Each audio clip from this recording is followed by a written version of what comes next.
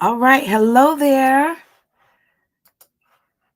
I am getting it together now. Let's make sure I got it. Yes. I got it. I got it. I got it. I got it. I'm so excited.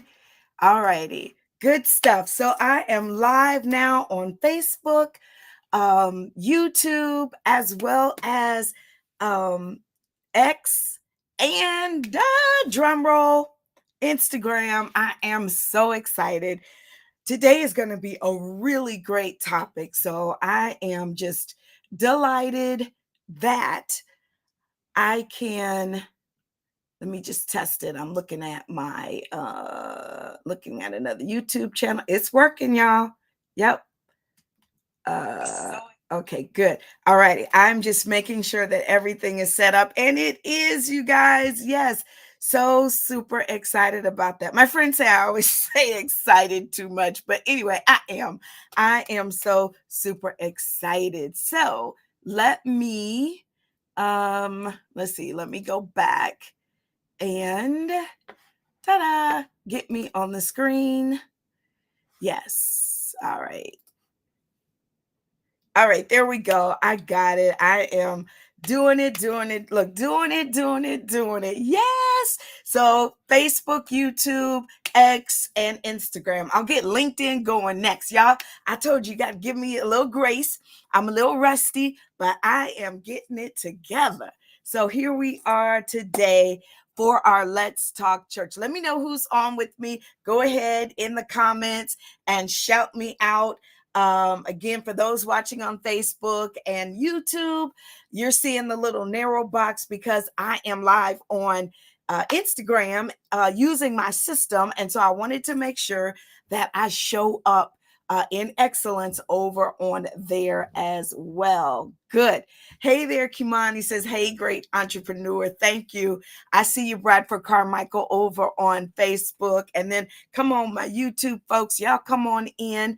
I am again on and I'm excited. Let's see, I am going to be teaching today about using AI in the church. When I tell you, this is a broadcast that you're going to want to share, you're going to want to save, and you're going to want to just come back and revisit because I want to just have an open conversation about using artificial intelligence in the church. For those of you that are new here, I am Robin Ware, Elder Robin Ware, and I own the Ware Agency, and I serve as a church consultant, helping churches and ministries operate in excellence with technology, as well as creating wow experiences for your visitors. So, what I'm doing today, I'm doing a topic again on artificial intelligence. So make sure whatever network you're following me on, that if you like church content that's healthy, that's positive, and that is kingdom based, make sure you subscribe to my channel. Like the video, and then of course hit that alert so that you are notified when I go live again. So as I said, this is my first time using the system and incorporating Instagram. So I'm going to try to do a split screen. I know I'm just doing a lot, but we're going to make it. We're going to make it do what it does. Let's see. I think I have to. Oh, goodness. Okay. I forgot to do one thing. Well, that's all right. What I'm going to do then is, let's see if I can share. No, I don't really want to do that. Let's see here. Well, we'll just jump right into the teaching. Of course, as I said, we're talking about Let's Talk AI. What is your church policy? Do you even have a church policy? Let's just put that out there for you. Do you have a church policy? Oh, I saw what I needed to do. Isn't God good? When I tell you the Holy Spirit, just make sure that your girl is well taken care of. All right. Now I know. See, yay. I'm so excited. Yes. I know y'all are tickled with me, but see, that's the thing. I love technology because it's always changing and advancing and allowing you to do what you do in a greater level of excellence. And so today's teaching, I'm able to show you my presentation in the right dimensions, as well as you can still see me on screen and interact with me. And I don't know about you, but I just think that is wonderful. So I am ready to get started. I try to be on for no more than 30 minutes. So that's my goal. All right. Hey, Nikisha, I'm glad to see you on. So let's get started. What is AI? AI, excuse me, and why do we need it? The purpose of AI, of course, is to create content that can empower and engage our audiences in a new way. All right. So, not just from our standard resources. Let me take myself off the screen. There we go, so that you can see my slide. So, what is it? It is a tool that we're able to use so that we can create more engaging content. Why do we need it? Well, these tools, we use them so that we can analyze content and data to create even more content. Now, these tools use machine learning algorithms to analyze data and preferences to create personalized content for communication channels. And that's something I want to just stress is that just like social media apps, AI tools, they use an algorithm as it relates to the content that they're choosing to share with you. So keep that in mind as you begin to use AI. Well, talking about AI, I just want to stress that there are some principles that we should follow as it relates to using AI. I believe that we should, in fact, have, hold on one second. Yeah, that we should have some guiding principles. Number one, understand that AI tools should complement our efforts. As leaders, we should study to show ourselves approved. Of course, 2 Timothy 2:15 says, study to show thyself approved unto God, a workman that needeth not be ashamed, rightly dividing the word of truth. So we're not going to AI so that we can create sermons. I had to come back on screen so I can make sure you hear my heart on this. It is to complement our efforts. It is not to be our main source or our main resource as we're putting together our teachings, our sermons, our presentations. And we have to be transparent. We have to be transparent. Be honest about your use of AI.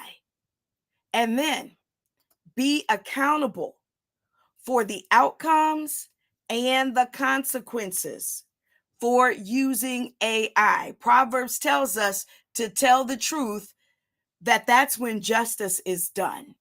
All right. So anytime I do some sort of teaching, now you know that I've got my book here on hospitality and wowing your guests. And of course, you know, I wrote my book from my experiences and the teachings and the trainings from the Bible. And it's a biblically based book on how to serve and greet others as it relates to creating a memorable experience. But when I do teachings, even here on Instagram and Facebook and YouTube, I'll use AI to help me create maybe a catchy title or even an outline out I don't want to get ahead of myself, but there are AI tools where you can dump kind of the points that you want to share and ask it to give you an outline. So I'll use it in that respect. All right, so let's keep going. So understand our roles as it relates to using AI. As stewards of our congregations' well-being, meaning we're responsible for what they take in, we have a responsibility to ensure that our use of technology, including AI, that it reflects our core values and beliefs. In other words, don't just go teaching anything. Let me come off screen and help y'all with that. Don't just go teaching anything that you get from AI and taking it as gospel. Absolutely not. Because again, AI works off of algorithms. It pulls content that other people put on the internet. So you want to make sure that what you're teaching, that you're being responsible with it as you share it with your audience. All right. Number two, we need to recognize the potential risk associated with unchecked AI use, such as privacy concerns, biases, and the potential loss of human connection. What do I mean by that? Simply, unchecked AI use, I kind of mentioned that a moment ago. Make sure that what it's telling you is the truth. All right. And then privacy concerns. You don't want to share something that is not truthful, right? As well as it's biased. Even some of the uh, Barna research that a lot of us quote in church, well, the audiences that they poll don't often look like me, don't often look like the churches that I'm a part of, doesn't often look like the organizations that I connect with. And so some of their results may be biased because of that. And then lastly, the potential loss of human connection. It's really important that you sit down with people and hear them out. Yeah, that you ask them for their feedback so that what you're sharing represents who you're sharing it with. It doesn't do you any good to go on to, Chat GPT and ask it to tell you, what are the challenges of church. And it says something like, well, you have a rural location, but your church is located in the inner city.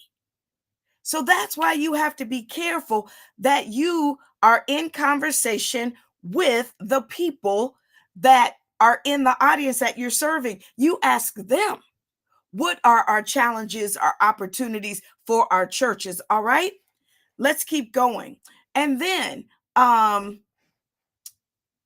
let me see. I want to make sure I do this right. Here we go.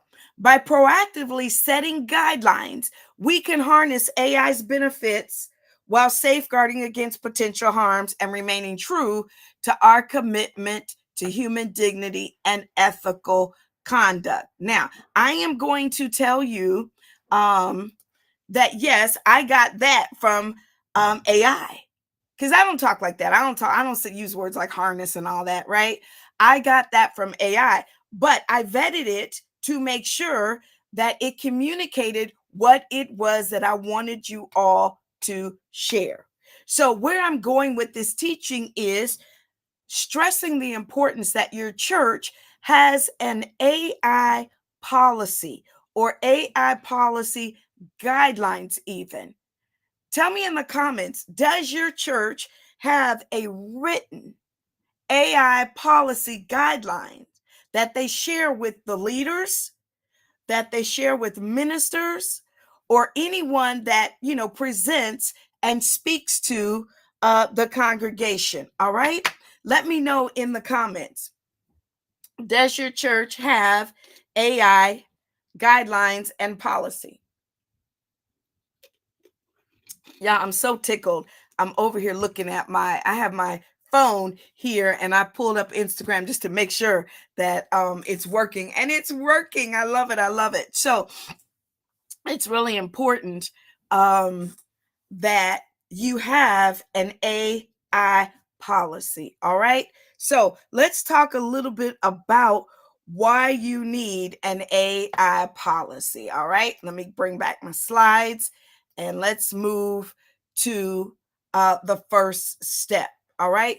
When you have an AI policy, it is important that you update your leadership guide and it reflects, number one, that we believe that AI, that it can be responsibly used in our church, just as other technological advancements. Nakisha says not at all. So this is good for her as the pastor. She never thought about it. Good stuff. She's thanking me for this teaching.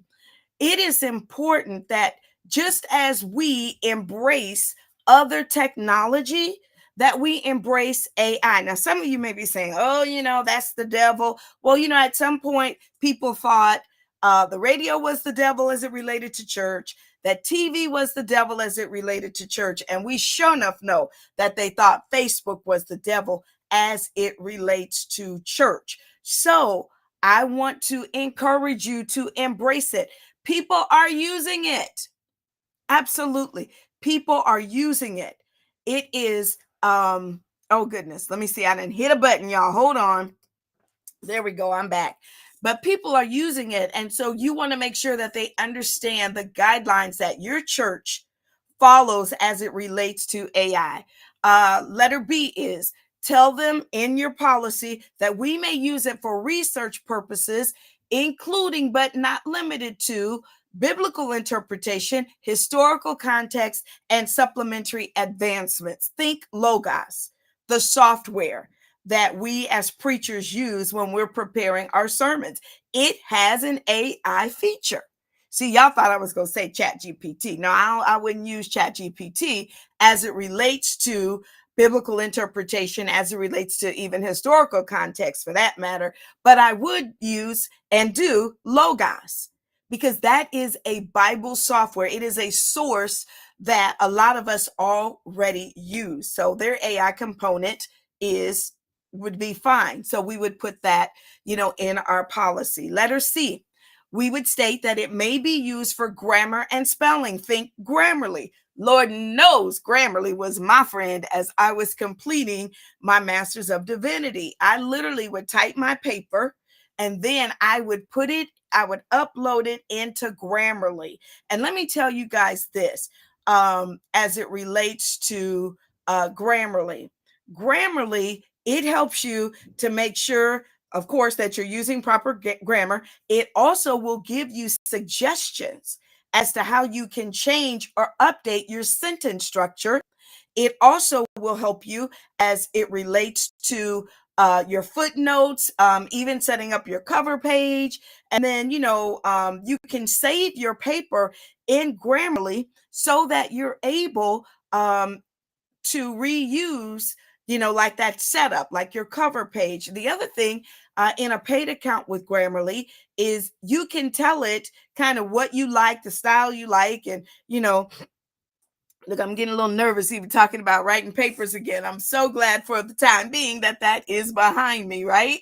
So, but Grammarly is a great tool for that. So I don't want you to, throw out the baby with the bathwater because you feel some kind of way about AI. No, there are some great AI tools that we can use in ministry. All right. So let's jump back into it. I'm on letter D.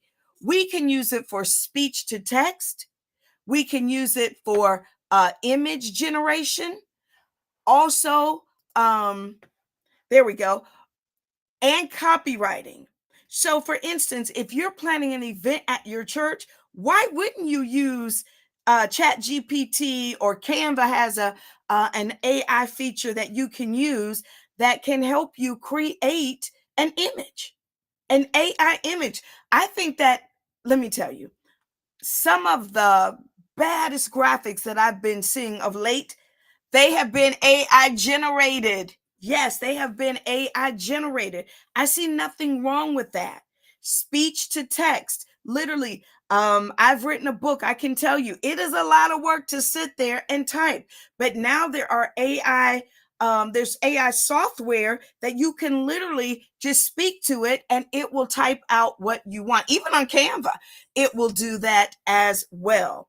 And then, of course, copywriting, I kind of mentioned that again as it relates to Grammarly. All right. So let's keep going. It must be approved. Again, we're talking about what should be in your policy. It must be approved by a staff member to ensure that what you're teaching is in alignment with your values, your core values, your teachings before being disseminated. All right. And then all sermons must be human driven process. No AI sermons. Let me come back to you and let's talk about that. No AI sermons. I mentioned that a minute ago, but if you're doing a teaching, it's fine. But again, make sure someone on staff looks at it, that they're comfortable with what you're teaching, that it is alignment with your core values and your policies as it relates to using AI. And then for those of us that preach the gospel, we know that the best way to preach the gospel is to sit down with this word, right? Sit down with this word, spend time in it. And then, of course, use commentaries.